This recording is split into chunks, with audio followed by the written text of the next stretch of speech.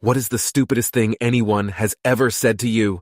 Story 1. That the moon being visible in the daytime must be a mistake. She started by telling some kids in the playground that they couldn't really see the moon as they claimed, because it only came out at night. But then one of them pointed to it. Oh, well, it must be a mistake. Story 2. Used to work with a morbidly obese guy who swore that cardio was anything that made your heart beat faster. A few of us at work were talking about training for a half marathon we were going to run together. He came to the conversation with something like, I drink coffee and energy drinks. They make my heart beat faster, which is the same thing as cardio. I don't know why you all waste your time running for hours when you could just do what I do. He was completely serious and could not be convinced otherwise. Story 3. During a soccer game, a guy was screaming at me for hitting the ball with my hand, screaming at the ref saying it should be a penalty.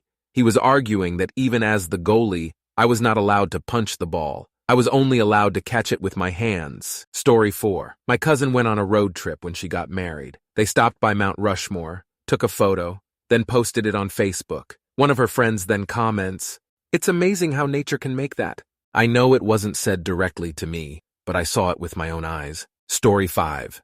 The famous German mathematician David Hilbert once said that if you put 10 of the smartest people together and asked them to come up with the dumbest thing in the world, they wouldn't come up with anything dumber than astrology. Story 6. My mom brought home eggs from the neighbors and asked me to wash them. My friend watched me doing this and asked why, and I explained. He asked why not just get eggs at the store. I said, why would we when these are free? And the boy goes, because those came from a chicken's butt. I said, well, where do you think the eggs in the store came from? I also knew a girl in college whose family had more money than sense. They bought an expensive set of copper pots and tossed them out because they didn't have any cushions on the handles. I was like, ever hear of a pot holder? She came back after a few days and was so pleased to tell me they'd gotten pot holders and salvaged the set. Story 7. Just this morning, actually. Go grab a bucket and wet a rag and dust off the lights. The lights in question are fed by 475 V power, and no, before you ask, I am not an electrician, nor am I maintenance. I'm a fabricator welder with more smarts than my foreman, apparently. My response was, are you joking or are you being serious right now? They were serious. I then said, I'll clean the lights, but I'm damn sure not using water, and also I'll need to lock out the entire shop before I even go close to the lights. Apparently flipping the light switch to off and putting a jerry-rigged switch cover should be enough. No, it sure as hell is not. Sure, buddy. Let me go ahead and kill myself because of your negligence. Fucking idiot. People, if you're reading this and it sounds familiar, don't do work you're not qualified for and feel pressured to do ever. Story 8. I worked in transportation and someone in customer service wanted to do a same-day delivery from Dallas to El Paso. It was already 4 p.m. on a Friday. I tried to calmly explain it's a 10-hour drive, and there is no guarantee you'd even find someone to do it. To which she said, oh, that can't be true. They are in the same state. It wasn't even the first or last person shocked at how big Texas is and the drive times involved. Story 9. One night I was showing a friend how my car and phone would link up and show me where my car was using Google Maps. So I showed her, and it was the satellite view with a blue dot on it. And she looked at it and said, that's not right, that picture shows it being daytime. And she's highly educated and works in the medical field. Story 10. I stopped at a gas station with my then-girlfriend at the time. I asked if she wanted anything, and she said, milk. So I bought her a bottle of milk and gave it to her. Angrily, she said, I wanted chocolate milk. I asked her, why didn't you specify that? Her response? If we already have a gallon of milk at home, it should be obvious I wanted chocolate milk. It's common sense. No, it's not common sense as you suggest it is. You need to communicate clearly what you want exactly. It's the equivalent of me telling you that I want pie, so you buy me a pumpkin pie. Then I get mad at you because I wanted an apple pie. Story 11, not directly to me, but to my mother. My mom homeschooled me for medical reasons for years, and while my family remains pretty solidly secular, being in the U.S. South, it meant we got exposed to varying levels of fundamentalism. One of the families we still have contact with from those days is the family of the subject of this story. Guy is, to my knowledge, still a professor at a local community college. He was a math professor but also became the political science professor more recently. As you can imagine, he couldn't keep quiet about some of his opinions on the Black Lives Matter movement and got an investigation a year or two ago for racism. His defense? I can't be racist, I'm Greek. Man's the only person I know who sunburns as badly as I am. He may be Greek on the ancestry reports, but culturally he certainly is not. Story 12. I'm a tattoo artist, and it's shocking how many people don't know how mirrors work. For example, I stencil on lettering on them, and then when they're looking at it in the mirror, they're like, I like the placement, but it's backwards. Can I get it not backwards? Cue 15-minute explanation of how a mirror works, while the person gives me the lead-poisoning stare in awe of what I'm telling them. Story 13. When I was about 28 years old, I had gained just a little weight. I'm 5'10" and at the time probably weighed about 128 pounds. I was all muscle, so I didn't look really skinny, but I gained weight in my midsection. A friend of my husband's second cousin ran into us at a grocery store, and running to me, I mean literally running, put his hand on my stomach and said, "Oh my gosh, why didn't you call and tell us I'm so happy for you?" And this went on for about 10 minutes, before my husband spoke up and said she's not pregnant. Trust me. He was really embarrassed and apologized and apologized and apologized and apologized. However, I cried all the way home and immediately started a diet. Story 14. Amazing story and one of my personal favorites. I'm in Army Infantry basic training on Fort Banning, Gay, in early 2001. We had just done a rifle run to the rifle range. Full gear, ported M16, gas mask, boots, etc. I'm approaching my position at the range as I'm next to shoot for qualification. Next to me was another private in training whose last name was Munoz.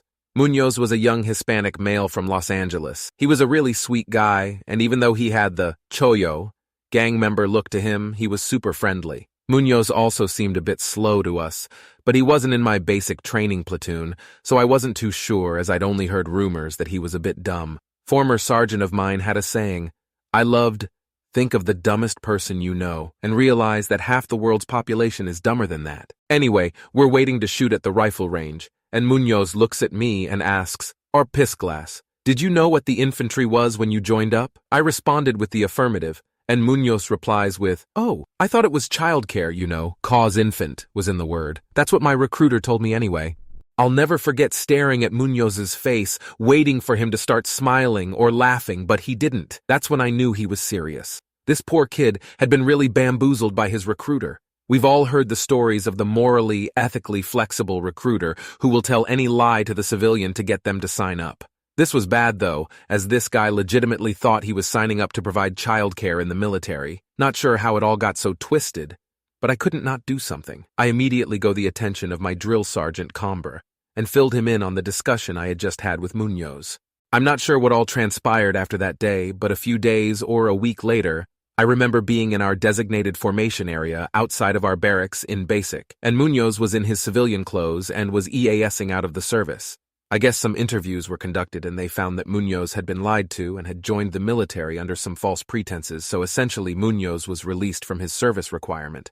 I also heard that the recruiter responsible was reprimanded as well, but not sure how that shook out. Always hoped that Munoz got that job taking care of those kids somewhere back home in LA. One can hope. Story 15 was on my bike, waiting to cross an intersection. Light changes to green. Not a green arrow, not flashing yellow, green. I almost get hit by a car coming the other way turning left. They had to hard brake. Honking and yelling. I wave a sarcastic thank you to everyone, and some schmuck 4 cars back rolls his window down. "Hey, you didn't have the crosswalk signal." He legit thought because the little person didn't light up in the crosswalk sign that I, being on a bicycle, needed to yield to the left-turning traffic. I was speechless. Story 16. Yes, university time. I had a minor, insignificant position at a student council. I heard one girl wanted this position and, for whatever reason, cared a lot about getting it, but she didn't ever talk to me about it. Just made fake smiles whenever I was around and talked to other people from our university about how much better she'd be at doing my job. Since this wasn't in any way important to me, and I don't like people rallying other people against me for some idiotic reason, I approached her and said that if she wants to get that position, I'll step down and we can do a vote, so she gets it. It can even be this afternoon. She went mad and refused this deal because she wanted to have a competition with me over it and win. She took the deal like a week later, but it still makes me chuckle. Why make life easy when you can make it hard, I guess? Story 17.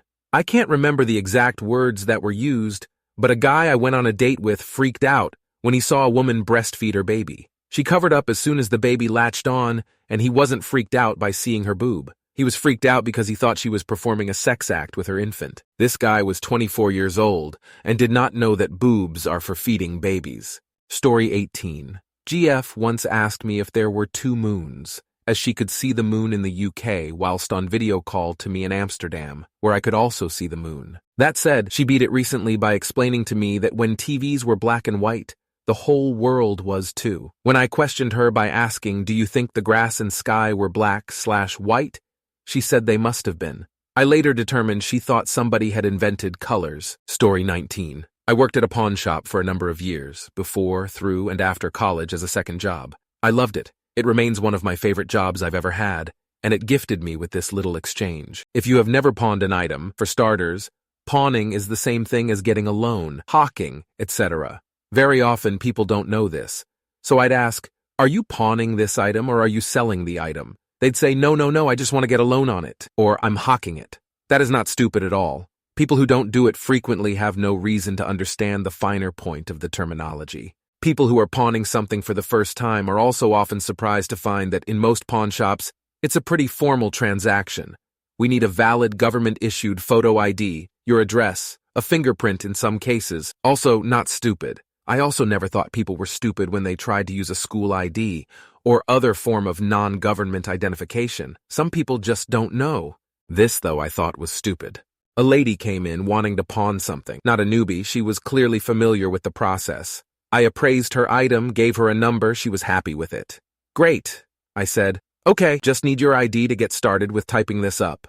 She reached into her purse, no hesitation, whipped out a printed photograph, like a developed film photograph from Walgreens or CVS or wherever, and handed it to me. I was confused. It was a photo of the woman herself and two small children. I said, "Oh, that's a nice picture. Can I get your photo ID?" At this point, I thought she was just, showing me the picture, for whatever reason. She frowns at me and gestures to the photograph. "I just gave it to you. Now I'm really confused and thinking wires somehow got crossed. I wasn't clear enough, etc. Oh, okay, so what I need is a government-issued photo ID. Something like a driver's license, a passport, a regular ID card from the DMV. Show me what you have in your wallet and let's see if you have something that will work." Now she's getting irritated. "I just gave you my photo ID. It's right in your hand." I hold up the picture, again, just printed picture, like from an album, and look at again. "So, this is a photo," she interrupts, snaps at me, in this tone like I'm the one not getting it here. "Yes, it's my photo ID of me and my grandbabies."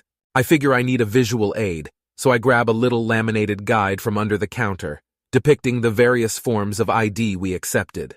"I can't take this, but I can take underscore underscore underscore underscore underscore underscore underscore underscore underscore underscore underscore underscore underscore underscore underscore underscore or underscore underscore underscore underscore underscore. Do you have any of those on you?" She's really mad now.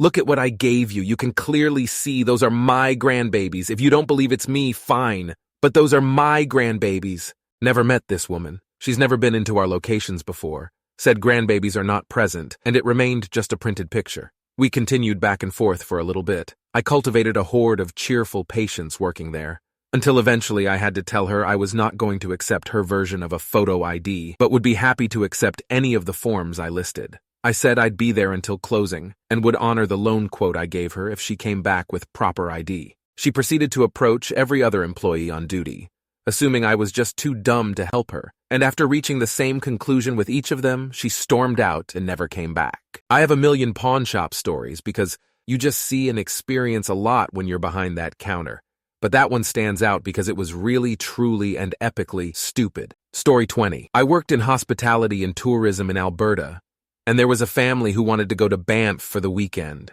I was helping them rent a car and look for accommodation when the child piped up and said they were scared because there's bears in the mountains. The mother replies, "Don't be scared. The animals there are all trained and friendly. They wouldn't let the animals be where people are if they were dangerous." Now, I didn't know if this woman was just trying to placate the kid, but I've heard so much nonsense regarding the Rockies and animals that she could have actually believed this. So, in my best customer service voice, I told her the animals in Banff National Park are wild, not to go near them, and they would be totally safe. The mother looks at me sternly and says, "No, you're wrong. They wouldn't allow wild animals there where people are. The animals are put away at night and are let out so visitors can see them." She was dead serious, like the whole national park is some giant petting zoo for her and her kid.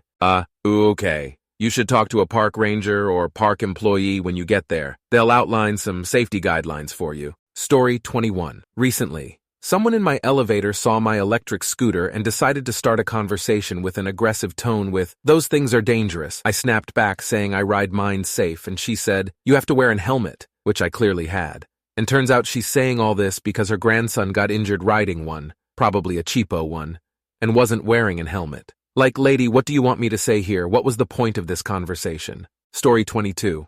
My college roommate, who was pissed at me because she didn't get her summer job because I supposedly didn't give her a message from him during the fall semester.